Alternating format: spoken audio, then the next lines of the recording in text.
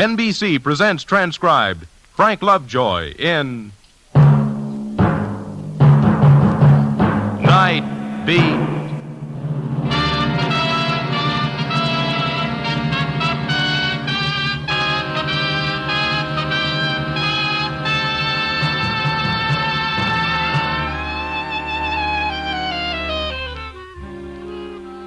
Hi, this is Randy Stone. I cover the Nightbeat for the Chicago Star.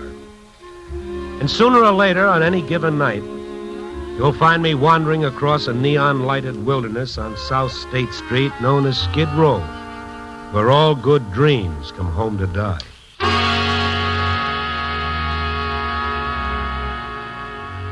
That night, the moment I reached the street, I knew that something was decidedly different. Up ahead was Rescue Mission, a shabby little store with a crudely crayon sign offering salvation and vegetable soup to one and all. Tonight, Rescue Mission had a lineup of lost souls half a block long. I went over to see what the excitement was all about, but a bearded old gent in gym shoes and an army overcoat held together by safety pins barred my path. Don't get rambunctious, buddy boy. Stand in line like a good soldier. Yeah, well, I just want to get through Stand in line or I warn you, I'll wake up. You'll what? And you'll be gone. Huh? Kindly remember you're just an insignificant figment of my magnificent dream. Oh. That old wives' tale about pinching yourself, and if you feel pain, then you're awake. Yeah? There's nothing to it. Observe, figment of my imagination, I pinch myself. Ouch! The pain is fearful, and still I dream that the rescue mission on Skid Row is serving filet mignon.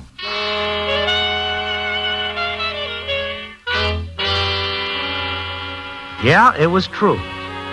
Some unknown benefactor had contributed $200 to the mission with specific instruction that the steaks must be at least 2 inches thick. It was like that all up and down Skid Row. The same source had seen to it that the A1 flop house had clean sheets and pillowcases for the first time in the memory of living man. And when I dropped into the corner tavern to see how things were going in the cold beer department, the bartender stuck a champagne cocktail under my nose. Here you are, sport. Hey, wait. It's for free. Bon appetit. Huh? That's French. It means you should enjoy it. Oh, swell. Santa Claus comes to Skid Row. Look, Santa Claus wouldn't give you a 2-cent seltzer. It's that beat-up dame at the end of the bar. Her? Yeah, she must have rolled one of them visiting bankers from Iowa. She was perched on a stool at the far end of the bar, next to the lighted jukebox and the empty phone booth and the stacks of beer cases. A bleached-out Tootsie with a gardenia in her hair. As I walked toward her, the shifting lights of the jukebox turned her face into a multicolored mask. First blue, then amber, then rose, and then blue again. And then I was beside her, and the illusion of a mask was even stronger. The black phony eyelashes fastened to the heavily powdered skin, the slash of red to signify the mouth, and out of the blue eyeshadow, her eyes moving restlessly. So you're the good fairy, huh? Huh? Oh, yeah, I guess that's what I am, all right. 1 second, sing out. Yeah, I'll do that. What's the celebration? My birthday. That's the celebration. Well, happy birthday, many of them. Many of them. You got quite a sense of humor, hon. Mm-hmm. Good fairy. I like that. I waved my wand, and the bums ate steaks and drank champagne and slept on clean sheets, huh? Well, I got news for you. You can wave a jerky wand till you're blue in the face. It also takes dough. $800. I hocked everything but my red flannels, like they say. I bet. But I always dreamed of something like this. A fantasy, huh? Is that what they call it? I gotta remember that. That's a good word. But now, whenever the 10th of November comes around, all these bums are going to remember tonight and say, hey, this is Ruthie's birthday. I'll be famous for 2 whole blocks. Me and George Washington. The 10th of November. This is the 9th. Here's 2 bits. Will you put it in the jukebox and get something lively for a change? Why didn't you wait for the 10th?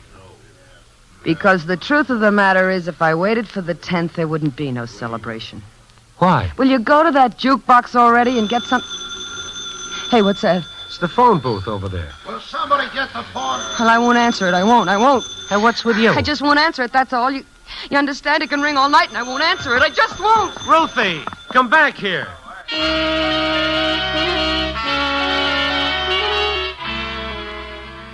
I looked back at the bar and saw that in her terror the dame had forgotten her purse. I opened it to see if I could find any identification. And the card in her wallet said Ruth Martin and an address in St. Louis. I also found a hotel key with the name Royal Hotel, Chicago, Illinois, stamped on the leather holder. I also found a nice, neat .32 revolver, brand new, fully loaded, ready for business.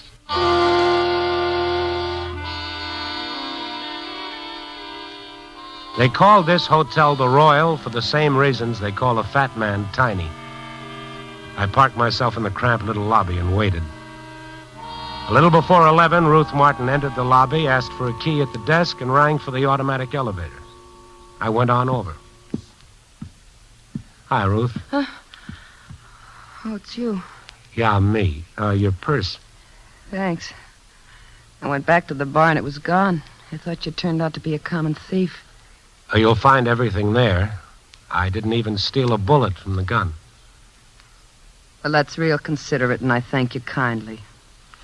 Oh, this elevator takes all night. You're not registered under your right name. I couldn't be bothered with the press and those awful autograph hounds. You know how it is. You want to tell me how it is, Ruthie? Here's my elevator. Thanks for every little thing, hon. Look, I hate to keep repeating myself, but if you waited for the 10th of November for your birthday, why wouldn't there be any celebration? What's to celebrate about a funeral? Good night.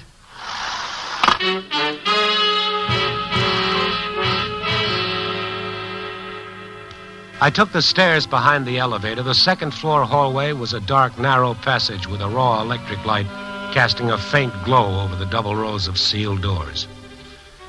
Ruth was already opening her door halfway down the hall. As I started toward her, she reached into the room and snapped on the lights. No!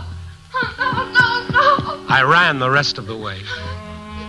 Her room was a dismal cubicle of curling wallpaper and cracked calcimine. She was at the mirror, frantically rubbing the glass with her hands, trying to erase a message scrawled in lipstick. Vivian will keep her promise. I gotta get it off and erase it. All over the room, the same scribbling in red lipstick, like the meaningless doodlings of a child. How did she find me? How did she find me? Oh, come on now, Ruth, stop it. She was in here, in here, in here, Stop in it. here. Stop it. It's all right now. It's okay. Now, come on. Now, that's better. I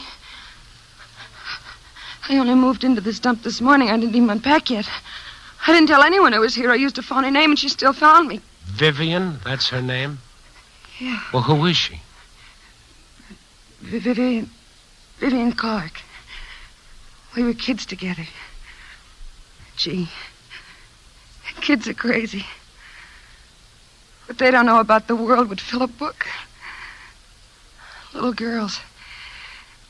You know, they got a lot of fancy notions about how life's going to be. Yeah. We were 9, 10 years old. Lived in a down at the heel neighborhood.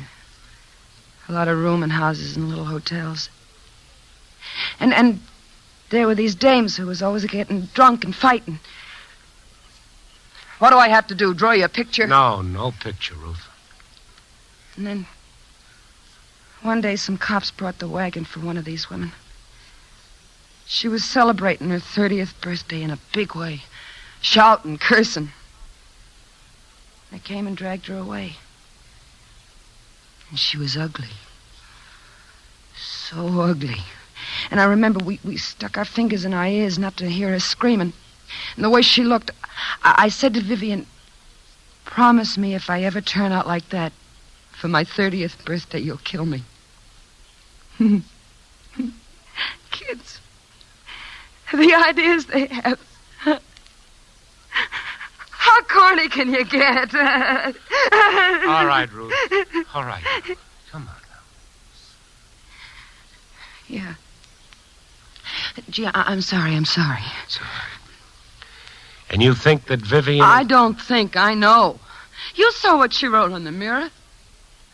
Vivian will keep her promise. Yes, but look at the walls, the scribbling. It's like a kid. A kid? Yeah. Yeah, you hit the nail right on the head, hon. What do you think's got me half crazy? A kid, all right. Vivian Clark died when she was 11 years old.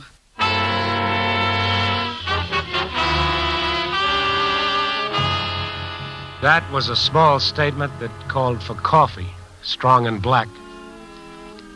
So I took Ruth downstairs to a deserted little restaurant next to the hotel. And after a while, Ruth looked up from the coffee. You think I'm nuts, huh? Well, I haven't decided. Finish the coffee. You saw her handwriting? Yeah, but... Don't you understand? I've talked to this kid. I've heard her voice. Take it easy. Sure. Just like that. Take it easy. Nothing to it. Look, sweetie pie, I'm so close to flipping my lid from these last 3 weeks. Oh, that's when it started? Yeah, 3 weeks. Or who was it? Wait a minute. It couldn't be 3 weeks. My head. Talk about a merry-go-round. There isn't an asylum in the county that wouldn't give me free room and board for life. 3 weeks. Yeah, I guess that's what it's been.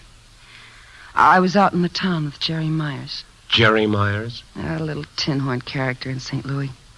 With the silk white muffler and the talcum powder on his face and pearl gray spats. Always good to his mother. Just the same, you want to hear something personal? Of all the guys I've ever known, I still got a warm spot for little Jerry. He's really got a good heart. You'd like him. Uh-huh. So anyway, we were out on the town having a time. You ask anybody in St. Louis about Ruthie Martin. Live, laugh, and be merry. That's my own private philosophy. That's a good philosophy. Yeah. Until you come to that other part. Tomorrow we die. Now, Ruth, knock off with that. Oh, gee.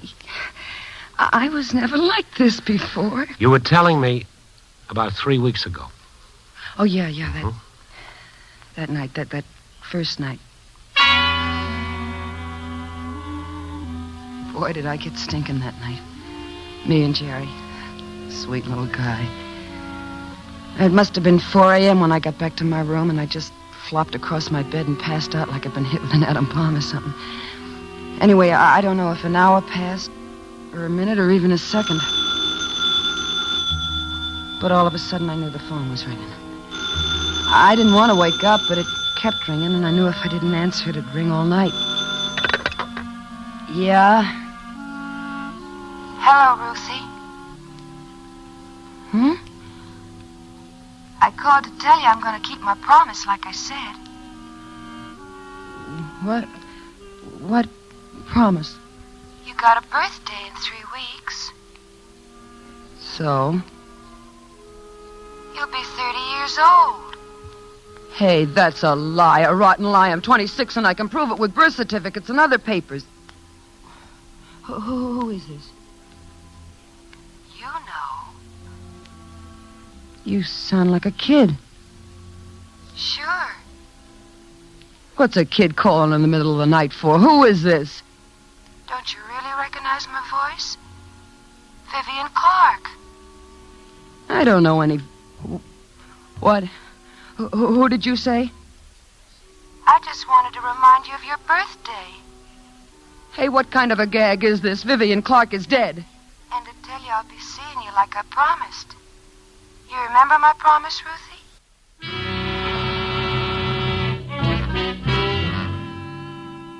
When I woke up the next morning, I thought it was all a dream. And by nighttime, I'd forgotten all about it. And then, just like before, right after I'd fallen asleep, the phone again. This is Vivian. Look, who's ever pulling this lousy gag, I think it stinks. And if you keep on doing it, I'm going to make plenty of trouble. Vivian. And I promised. Stop it, will you? Stop it!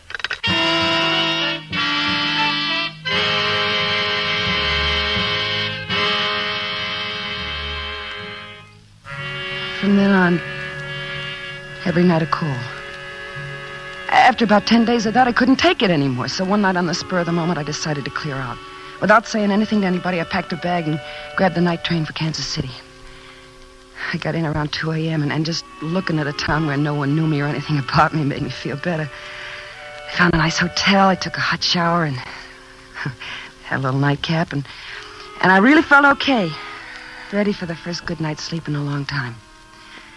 Snapped off the lights and I crawled into bed. And then I saw I was looking right at the phone on the nightstand. It gave me the jitters, you know. I reached for the phone to put it on the floor out of sight. But the minute I touched it... Well, I told myself it was just the manager wanting to know if the room was okay. Who else could it be? No one knew I was here. Just the same, my fingers really shook as I reached for the receiver. Yeah?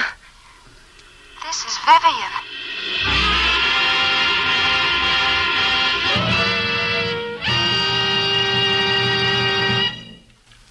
And that's how it's been ever since, Mr. Stone. I see. I bet I moved 15 times in the last 10 days, from KC to Duluth to Chicago. And she still follows you. And tomorrow, for a birthday present, she catches up with me. She catches up with me, Mr. Stone. Look, Ruth, I know a fella. He's a nice, friendly guy. He happens to be a doctor. Oh, I was waiting for that one.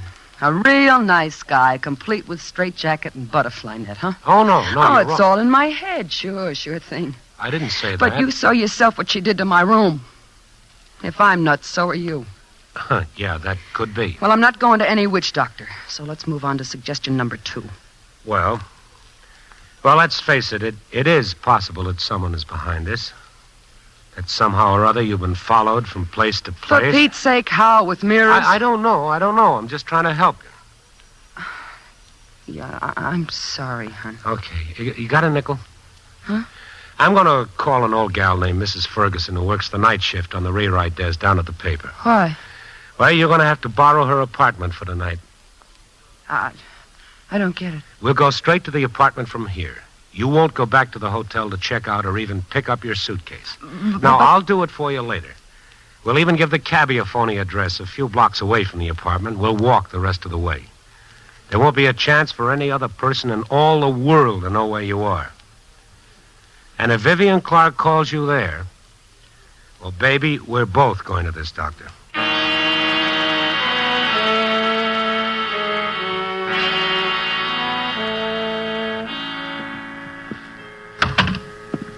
Hey, this place is kind of cute. Yeah.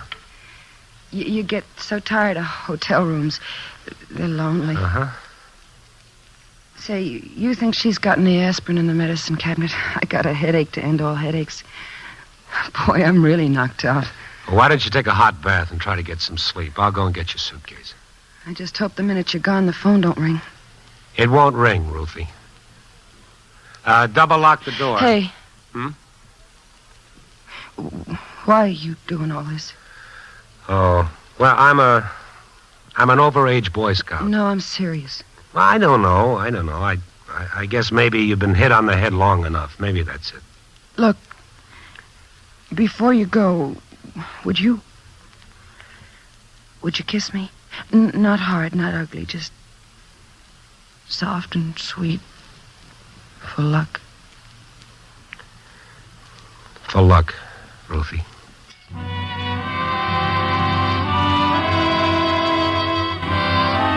I went on back to the Royal Hotel for Ruthie's suitcase. Ruthie's door was unlocked just as we'd left it. I opened the door, went into the room, was searching for the light switch when I saw the cigarette glowing in the dark. I whirled around trying to reach the door. Hold everything, you. I got a snub-nosed 38 and an awful temper. So?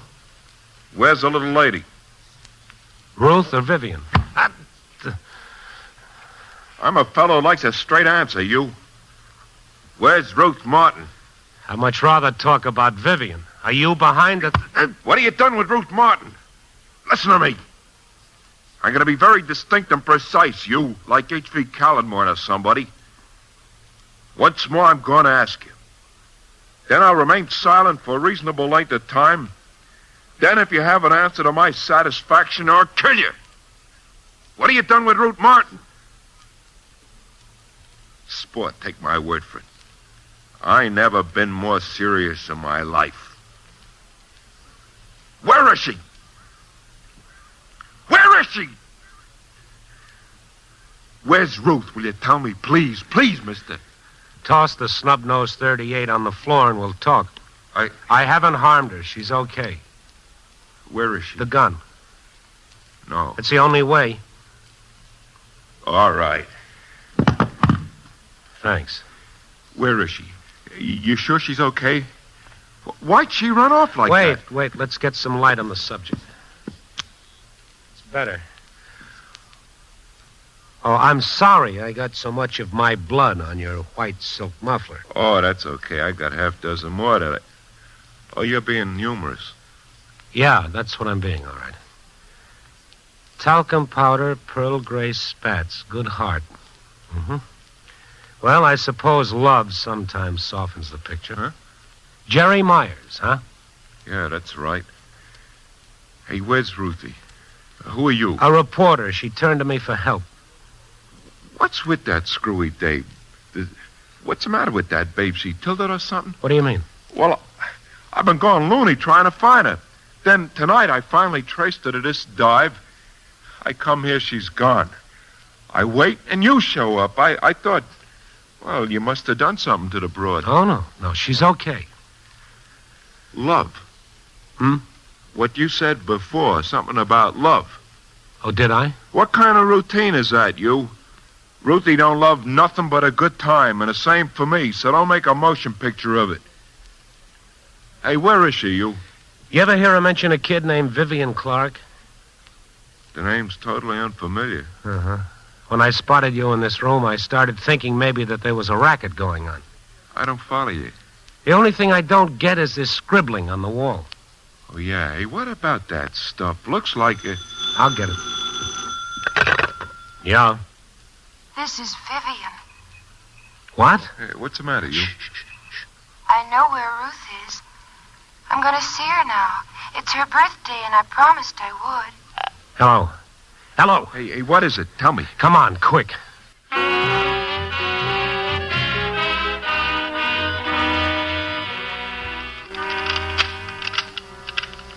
Hurry, will ya? Yeah. Ruthie!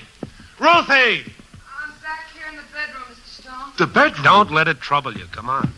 What is it? Is something wrong? Jerry! Hey, Bagelhead, where you been? I spent maybe $200 digging you up. You scram into the other room. I don't like you to see me like this. Let me put myself together. Well, you look okay. I look like something left over from the flood. Now, go on, get out of here. Where's the suitcase, Mr. Stone? I got all my makeup in it. Ruth, anybody call here? Well, if you mean that certain party, no. I got a hunch I really lost her this time. Nobody ring the bell? Anything like that? Well, maybe you fell asleep, didn't hear. I couldn't fall asleep. I couldn't find the aspirins. Oh, I got a headache. Shouldn't happen to two dogs. One couldn't stand it. Same old Ruthie. Yeah. Big deal. Are you sure about no calls? Hey, what's all the questions and answers about, huh? Come on, tell me. Nothing. But the way you... Boy, my head. I almost passed out from the pain. Look, Jerry, would you be a doll and run down to the drugstore for some aspirin? What do you think, Mr. Stone? Go ahead. Be sure and lock the door on your way out. Why? Hey, what's going on? I'll be right back, and you try to relax, Ruthie. A heart of gold he's got. Yeah. Now, look, Ruthie, I want you to really think. Is there any reason why someone would want to trick you with this Vivian Clark routine? Why? What reason would they have for... What's that? The mantel clock. Oh, it's 12 o'clock. That makes it the 10th of November. Happy birthday. She said she'd be here on my birthday. Well, don't worry about that. Jerky little kids. Thinking the world's all pure and noble. When you're 10 years old, you're really a square. When does that clock stop? Pretty soon. I feel shaky and cold. Feel my hands, they're like death. Oh, you're all right. My head is throbbing, so throbbing. I'll get you a cold towel, make you feel better. I went to the funeral. Saw him put her in the ground. In her nicest white gingham dress I saw him bury her. Now, you try to relax. I'll get the towel. I'll be right back. Happy birthday, Ruthie. My hand turned to ice on the doorknob. I felt something cold flop over in my stomach and lie still. I told you I'd be here. I started turning around to look back into the room, and it was torture, agony. Because I knew there wouldn't be anybody in the room but Ruthie. All these years I waited to keep my promise. And now I have. It was like suddenly being catapulted into the middle of a nightmare. Her eyes were misted over. Her face was bloodless. Her lips moved, but the voice of a child came out. It's in the purse, Ruthie. In the purse. And now, like a sleepwalker, Ruth was crossing the room for her purse on the dresser. And now her hand dipped into the purse and came out with the gun. Put the gun down. Hurry, Ruth. Don't let him stop Give me the gun. You let me alone. You let me alone. I promised The you gun. that. I promised.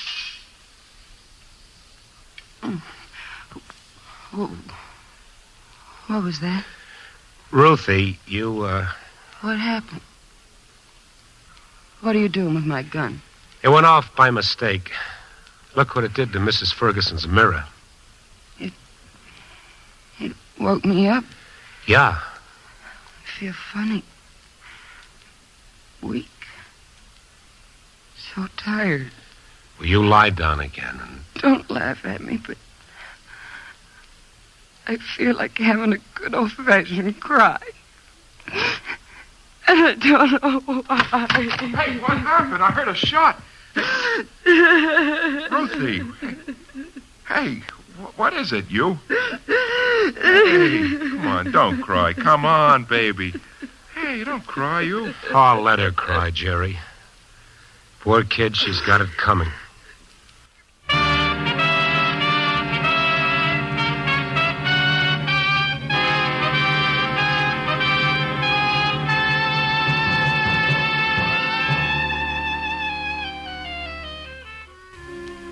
It would be nice to say that that was the end of the story and that Ruthie and her Prince Charming went back to St. Louis, and lived happily ever after. Unfortunately, Grimm's fairy tales are, well, they're a lot different than grim life. But at least now Ruthie's got a chance. That doc that she was so afraid of, the one who wouldn't know a butterfly net from a burlap bag, he's helping her. And Jerry of the silk mufflers and the good heart is helping her, too. And with luck and time, Ruthie will come to understand why the Vivian of her childhood came back to haunt her. No, we can never be as good and pure as we're determined to be at 10. But neither are we so hopeless and lost as we sometimes think we are at 30. I don't know. If life was nothing but a fairy tale, it might be pretty boring. Just think of nothing to look forward to, but to live happily ever and ever and ever after. Copy, boy.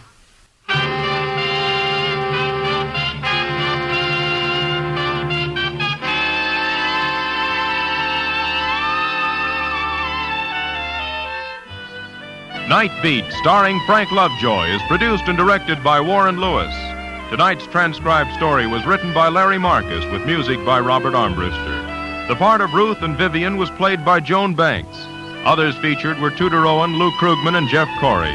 Don Rickles speaking. Listen next week at this time and every week as Randy Stone searches through the city for the strange stories waiting for him in the darkness.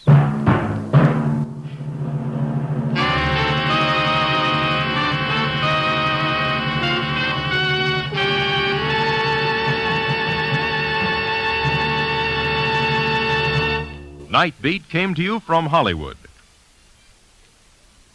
This is NBC, the national broadcasting company.